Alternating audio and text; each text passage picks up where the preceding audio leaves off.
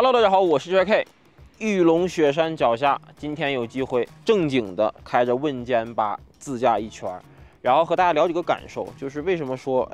如果你是一个热爱自驾，或者说你喜欢开车用车，对用车需求比较综合的这么一个人来说，问界 M8应该会非常适合你。首先呢，就是在这个外观尺寸上，我觉得这一次问界对 M8的定义做得非常的好。它聪明的点就在于哪里呢？它给人一种田忌赛马的感觉。这辆车的车长5.2米，轴距3.1米，无数人会拿 M8这辆车和什么理想 L9 和领克900这些友商的顶级旗舰去做对比，相当于问界拿出了一匹中马，他拿中马去比友商的上马，输了不丢人，赢了更可喜。而且哪怕是打的你来我往，我还有一 M9 在呢，我非常开心。赛力斯没有在问界 M8上在尺寸这方面下特别大的刀，这一点特别棒，这一点特别的聪明，给他们点赞是吧？这也是我能订购这辆车的根本原因。外观我相信大家都比较熟悉了啊，因为前段时间那个静态部分已经解禁了，我在这儿呢不过多的赘述，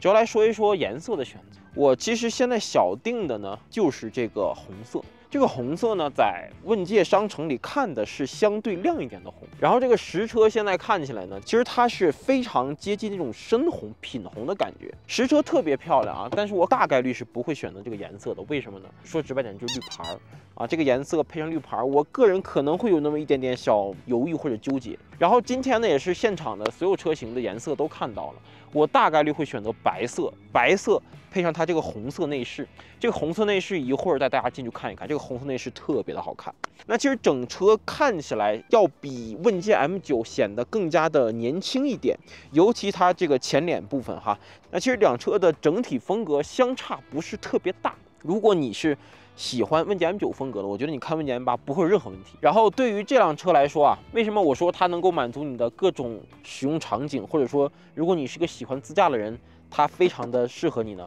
第二点，我们就来说说它整个的这个豪华性配置。这辆车在豪华性配置上，它相比于问界 M9，我觉得比较明显的一个区别就是没有可调节的隐私玻璃。剩下的你像电动踏板、广受好评的电动门，包括手势开门的这个功能，包括尾部科技大灯，基本上都继承过来了。辅助驾驶这方面呢，硬件上和鸿蒙智行系最顶级的产品呢，还是有那么一点点差距。但是我今天上午去体验的时候，反正从目前的 ATAS 版本来讲啊，并没有觉得和其他产品有什么明显区别的。猜测哈，我猜测这辆车在明年这个时候，硬件上应该也是能够做到迭代更新的。所以说这辆车在硬件定义、舒适性、豪华配置上来讲，我个人觉得是没有任何毛病的。那接下来呢，就还有一点我非常关心的，就是它的驾驶感受和 NVH 体验。这一点也是对于这么大尺寸的一个 SUV 来讲，你必须要做好的。这辆车开起来特别棒，底盘质感特别的好，而且今天我们出来的时候开了正经一整段烂路，能够感觉到这个悬架的支撑性很棒，而且这个悬架非常的整。就比如说你在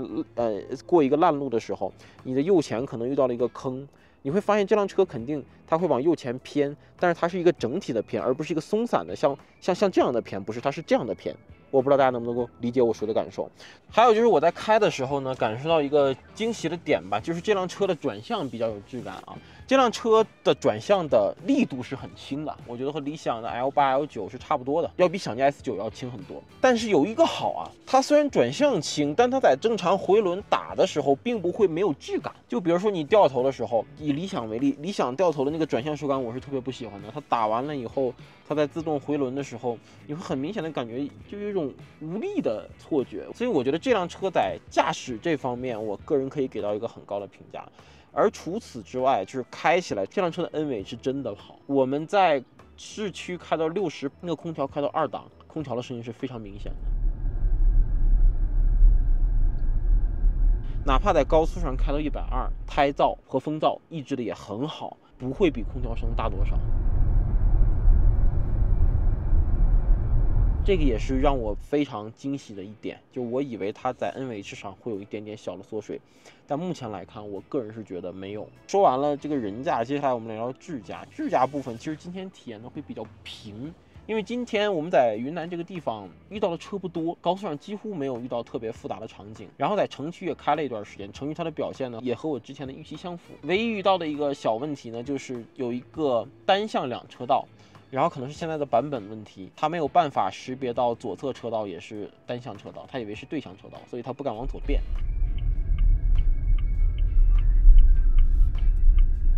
然后呢，还有一点就是补能。今天我们体验下来用的全都是智能的模式，也就是说它会自动去平衡用电还是去用油。整个的使用环境来讲是非常安静的，就哪怕它增程器启动的时候，我似乎是没有什么明显的感受。我感觉这个增程器应该是比上一代的增程器来的更加安静一些。综合续航，今天出发的时候应该是1600多公里，非常非常夸张 ，CLTC 的续航。如果你是日常在市区开的话，53度的电池，这已经赶上很多电车的一半了，甚至是3/4了。纯电的续航也能够接近小400公里。那如果你是自驾，你是出去旅游的话，你把这个油加上，你怎么开都不会有续航焦虑，所以这点也特别棒。那除此之外呢，就再来聊聊这个内饰。我订的这辆车是一个大5座的版本，因为我个人确实是没有6座刚需。这个大5座啊，这个后排呢，我今天也试乘感受了一下。首先，我觉得一个比较好的地方就在于，就现在是最立的一个状态，但是这个最立的状态其实舒适性也非常好啊，而且现在这个腿部空间什么头部空间都不用比了，已经这么大的轴距，这么大的空间已经没有什么意义了。比较优秀的一点就是，你看它往后倒，它确实能放得很倒，